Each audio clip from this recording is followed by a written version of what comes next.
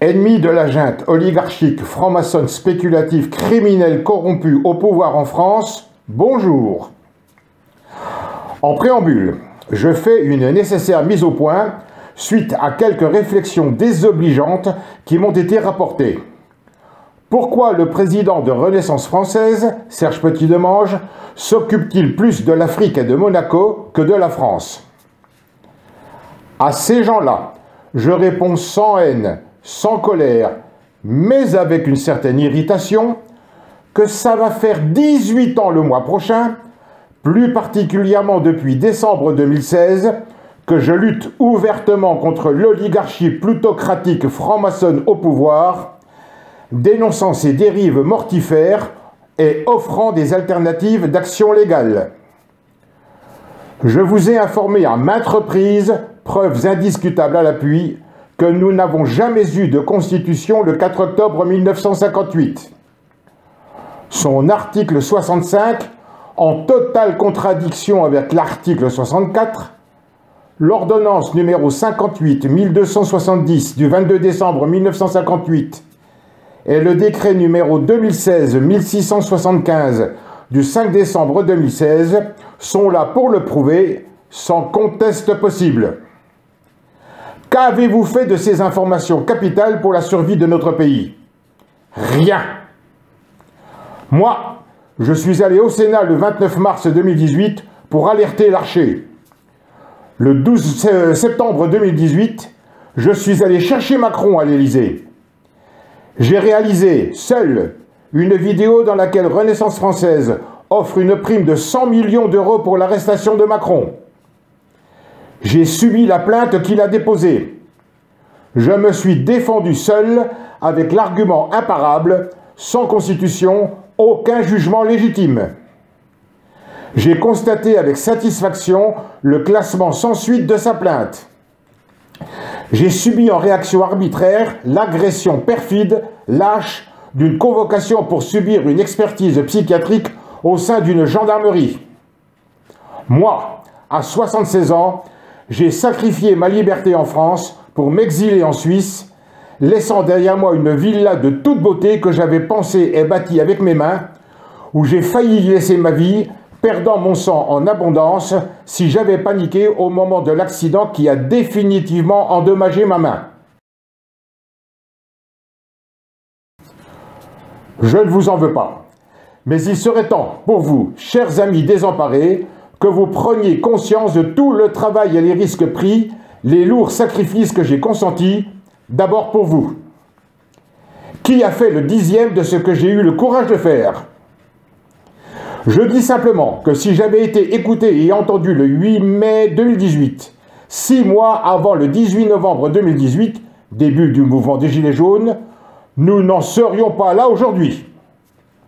Vous préférez le chant des sirènes de certains commentateurs, plus prompts à surfer sur l'actualité qu'à apporter des solutions concrètes. C'est votre droit, mais ne me jetez pas la pierre aujourd'hui. Et puisque l'occasion m'est donnée, plutôt que me critiquer, pensez à vous mettre à jour de votre cotisation annuelle. Certains ont 2 ans de retard. Sachez que ça fait 3 ans que Renaissance française continue d'avancer avec mes fonds propres. Encore des sacrifices. J'en viens maintenant à la raison de la présente vidéo. Elle concerne l'Afrique, mais pas que. Vous n'êtes pas sans savoir que le colonel Assimi Goïta, au Mali, le capitaine Ibrahim Traoré, au Burkina Faso, et le général Abdourahmane Tiani, au Niger, ont renversé respectivement les présidents Ibrahim Boubacar Keïta, Paul-Henri Sandaogo Damiba et Mohamed Bazoum, les laquais serviles des toujours sous-jacents colonisateurs dominateurs français. Je m'attarde sur ce dernier, Bazoum. Un immense et prometteur gisement d'uranium, d'une qualité rare, a été découvert au Niger. L'ex-président Bazoum s'apprêtait à signer un contrat d'exploitation avec la société Orano, ex-Areva. Jusque-là, rien à dire. Business is business. Mais voilà, la vérité a pris l'escalier. L'ex-président Bazoum a des parts dans l'affaire. On va dire normal, il est chez lui. Ce qu'il est un peu moins, c'est la présence d'Alassane Ouattara, le dirigeant dictateur de la Côte d'Ivoire, et son épouse parmi les actionnaires. Après tout, pourquoi pas? Affaire intra-africaine. Ce qui est étrange, c'est l'existence de Macron dans la liste des actionnaires. Et c'est là où le bât blesse, là où je ne suis pas du tout d'accord et le fais savoir. Je vous explique. Macron possède des actions dans l'exploitation de l'uranium nigérien. Bazoum a été chassé du pouvoir. Les nouveaux dirigeants remettent en question les accords et contrats passés et à venir. Macron voit s'échapper des millions d'euros de revenus personnels. Alors, par l'entremise de Ouattara, son associé dans les actions uranium nigérien, Ouattara qui lui-même exerce une pression sur la CEDEAO, la Communauté économique des États de l'Afrique de l'Ouest, pour qu'elle intervienne militairement aux côtés de Macron, celui-ci menace le président Tchani, au pouvoir, de faire intervenir notre armée sur place, environ 1500 soldats, prétextant que c'est pour délivrer Bazoum et l'ambassadeur français, soi-disant retenu en otage. C'est faux. La réalité est tout autre. C'est pour protéger ses intérêts personnels, ainsi que ceux du couple Ouattara, plus ceux de quelques amis. Macron est prêt à utiliser nos soldats, notre armée, pour protéger ses intérêts personnels en violation de l'article 12 de la Déclaration des droits de l'homme et du citoyen du 26 août 1789, qui dispose que la garantie des droits de l'homme et du citoyen nécessite une force publique. Cette force est donc instituée pour l'avantage de tous et non pour l'utilité particulière de ceux à qui elle est confiée.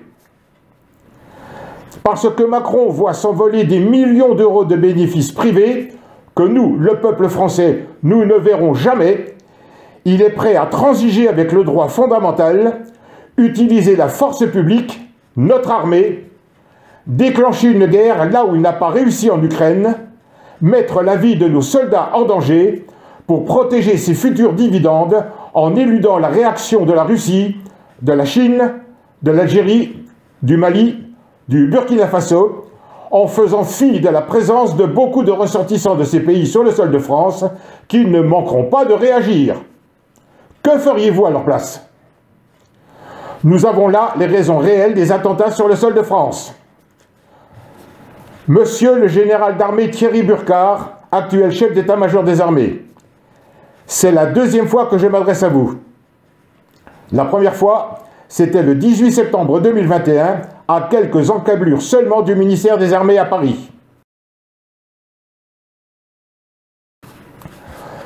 Au regard du respect que nous nous devons mutuellement, vous n'avez moralement, politiquement, légitimement, militairement, humainement, patriotiquement pas le droit de laisser agir le banquier véreux, usurpateur locataire de l'Élysée, qui se dit être votre chef.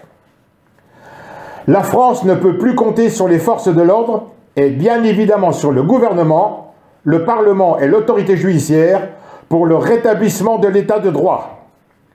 Ces institutions illégitimes le bafouent tous les jours.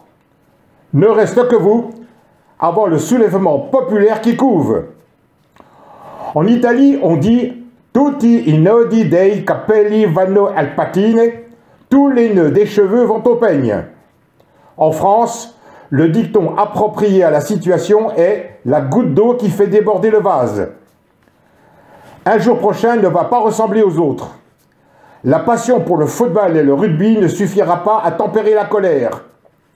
Les mensonges, manipulations des médias mainstream ne suffiront pas pour endiguer l'insurrection. Personnellement, je préférerais que l'armée soit du côté des insurgés légitimes. Refuser d'obéir à un fraudeur psychopathe LGBT n'est pas renier son serment. Un nouveau paradigme se profile à l'horizon. À vous d'en faire un espace de paix, de liberté et de prospérité. Soyez-en l'un des principaux acteurs pour la réelle souveraineté du peuple qui a les yeux rivés sur vous, pour le renouveau de la France.